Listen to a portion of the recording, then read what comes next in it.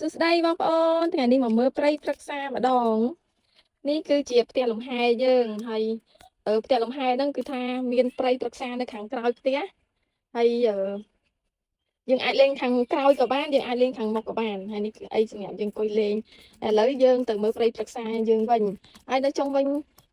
ទីធ្លាយើងមានវាស្មៅដើមកង្កោកតិចទៀតវាធំហើយយើងអាចដើរតាមផ្លូវយើងសិនព្រោះផ្លូវហ្នឹងធ្វើបានពាក់កណ្ដាលឥឡូវយើងអានេះវាស្មៅយើងអាចបោះតង់បោះអីបានលេងមកលេងបានបងប្អូនមានកន្ទែលមានអីអាចយកមកក្រាលហើយសម្រាប់ខែនេះគឺអត់ភ្លៀងវាស្រួលតែគាត់ថាវាមិនល្ងាខ្លាំងទេតែនិយាយទៅត្រជាក់ស្រួលហ្មងបងប្អូនគាត់ថាថ្ងៃយើងរៀងក្តៅបន្តិចតួចតែលក្ខណៈថាបើយើងថតរូបគឺត្រូវហ្មងនេះផ្លូវទៅដើមឈើធំយើងហើយនេះបងប្អូនមកលើកនេះគឺងាយស្រួលហើយងាយស្រួលជាងមុនហើយទាំងភ្លៀងទាំងអត់ភ្លៀងក៏យើងដើរស្រួលយើងជិះកង់លេងដើរហាត់ប្រាណងាយអឺនិយាយតាអ៊ំពូមីងគាត់បានអាចមកសម្រាប់លេងស្រូបយកអាធម្មជាតិអុកស៊ីហ្សែនណានេះគឺតែដើមឈើធម្មជាតិទាំងអស់អញ្ចឹងយើងថែរក្សាដើមឈើនឹងទាំងអស់គ្នាដូចសម្រាប់ក្មេងៗគាត់នៅនេះគាត់សុបាយរីករាយពេលណាយើងពិបាកចិត្តអីយើងមកចូលក្នុងព្រៃឈើតែដោយសារយើងបោះអត់តាន់បងប្អូនព្រោះខ្យល់មកអញ្ចឹងធ្លាក់ស្លឹកឈើបោះរាល់ថ្ងៃតែពេលខ្លះយើងបោះអត់តាន់អញ្ចឹងទៅមានស្លឹកឈើបែរថាជ្រុះធម្មជាតិតែសម្រាប់អីយើងដាក់ចូលក្នុងថង់ក្នុងអីនេះគឺដើមឈើយើងនិយាយទៅប្លង់នេះគឺថត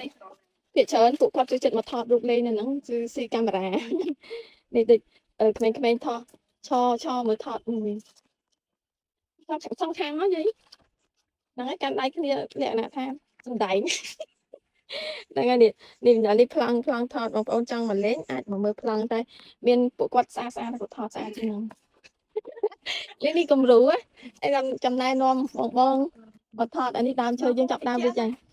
ហើយហ្នឹងហើយក្នុងនេះមានពាក្យសើគេទំនើបមកខុសខាងចូលគឺបងនិយាយទៅយើងចង់ថែរក្សាអនាម័យនៅក្នុងព្រៃព្រោះនិយាយបើយើងបោះសម្អាតយើងនិយាយទៅបោះរាល់ថ្ងៃតែអត់ឈ្នះស្លឹកឈើចាស់ជ្រុះនេះហើយបោះចឹងទៅពេល1ម៉ោងទៅជ្រុះទៀតទៅតាមខ្យល់នេះសម្រាប់មេឃដើមឬវាចាប់ដើមធំហើយយើងចោះទៅវាចាប់ដើមធំទៅយើងចាប់ដើមបរិចនេះក៏ប្លង់ថតនេះឃើញអត់មានពលឺចឹងប៉ុន្តែ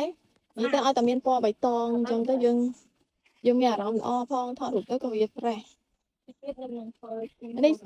ដើមនេះធំល្អខ្ញុំអត់បានចាប់អារម្មណ៍កាលមុនមកទូចឥឡូវធំទៅ